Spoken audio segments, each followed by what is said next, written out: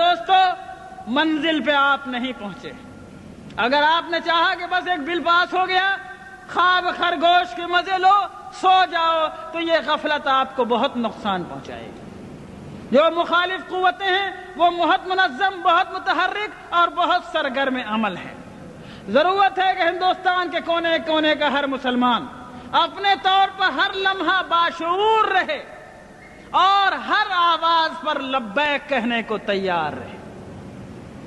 دوسری ضرورت اس بات کی ہے لوگوں کہ دین یا کوئی راستہ, آپ کے ہاں سروے میپ چھپتا ہوگا, اگر کبھی 100 برس پرانا سروے میپ آپ نے دیکھا ہو, بہت سی روڈ, بہت سی سڑکیں اس میں دیکھیں گے آپ. آج تلاش کریں گے وہ سڑک نہیں ملے گی, وہ ڈیڈ روڈ ہو گئی.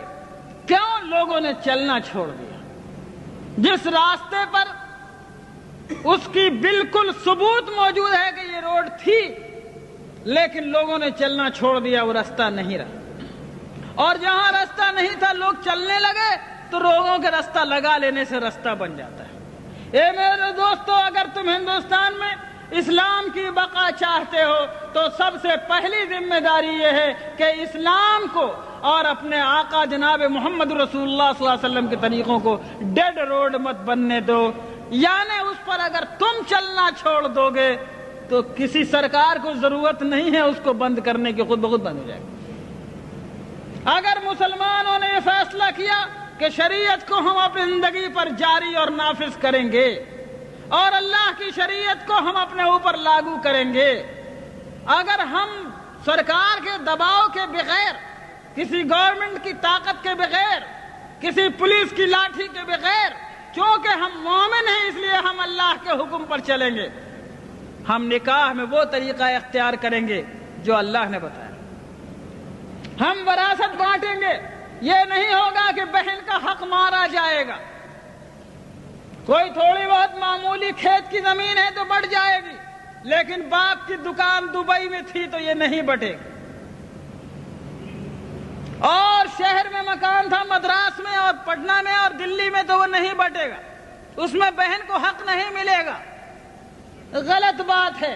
اگر تم نے اپنے ہاتھوں سے خود شریعت کو چھوڑا تو کوئی تمہاری شریعت کی حفاظت نہیں کر سکتا. اگر شریعت تمہاری زندگی میں چالو رہی, تم شریعت پہ عمل کرتے رہے, تو شریعت کو انشاءاللہ کوئی نہیں مٹا سکتا. اس کا بھی عہد کیا جا سکتا ہے, کوئی طاقت نہیں مٹا سکتا. بس پہلی ذمہ داری یہ ہے کہ لوگوں جس طرح نماز کو ضروری جانتے ہو, لوگوں جس طرح روزے کو ضروری سمجھتے ہو, زکوٰۃ نکالنا ضروری ہے, حج نکالنا ضروری ہے, حج کرنا ضروری ہے, اسی طرح لوگوں اللہ کی شریعت کو جہاں تک ممکن ہو اپنی زندگی میں جاری کرنا ضروری ہے.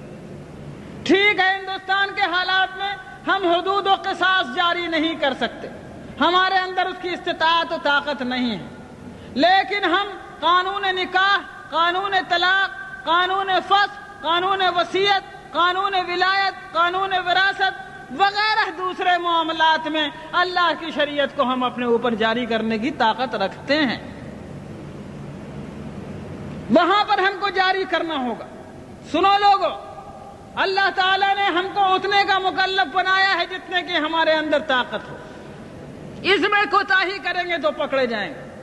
سیدنا امام بویتی رحمۃ اللہ علیہ بہت بڑے عالم گزرے ہیں, فقہ شافعی کے بہت بڑے امام ہیں. جب خلافت عباسیہ کا زمانہ تھا, مسئلہ خلق قرآن پر ان کو قید کر دیا گیا جیل خانے میں. ان کے پیروں میں بیڑیاں تھیں. جب جمعے کا دن آتا, جمعے کی اذان کے وقت اپنے جیل خانے کی کوٹھری سے گھسٹتے گھسٹتے زمین پر نکلتے اور مین گیٹ تک جیل کے پہنچتے. سارا بدن لہو لہان ہو جاتا, خون سے بھر جاتا. جب جمعے کی نماز پڑھ کے لوگ واپس آتے تو پھر یہ اسی طرح گھسٹتے گھسٹتے اپنی کوٹھری تک جاتے. لوگوں نے کہا, حضرت آپ ایسا کیوں کرتے ہیں, آپ قید میں ہیں, آپ جمعے کو جا نہیں سکتے, پھر کیوں آپ گیٹ تک اتنی تکلیف فرماتے ہیں؟ کہا کہ اور کچھ نہیں. اللہ تعالیٰ نے کہا ہے, اذا نودی للصلاة من یوم الجمعة فاسعوا الى ذکر اللہ. اے لوگوں, جب جمعے کی اذان پڑے تو دوڑو اللہ کے ذکر کی طرف.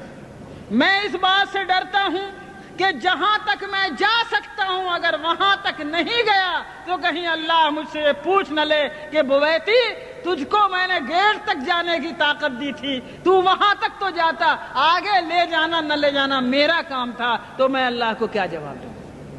سیدنا امام بویتی کے اس واقعے سے جو ایک نجی اور شخصی واقعہ ہے، ملی زندگی میں ہمارے اور آپ کے لیے عبرت کا ایک سامان موجود ہے۔ ملت اسلامیہ ہندیہ اگر یہ سوچ کر کے سب کچھ ہم نہیں کر سکتے، جو تھوڑا کر سکتے ہیں اس کو بھی چھوڑ دینے کو تیار ہوگی تو یاد رکھو پورا دین تمہارے ہاتھ سے نکل جائے گا۔ لیکن جتنا بھر کرنے کی استطاعت تمہارے اندر ہے، جتنا بھر عمل کرنے کی طاقت تمہیں اس موجودہ حالات میں اللہ نے دی ہے، اتنے بھر احکام پر عمل کرنے کا فیصلہ کرو، انشاءاللہ خدا تعالی حالات کو بدلنے والا ہے۔ آگے کا نتیجہ ہمارے اور آپ کے ہاتھ میں نہیں۔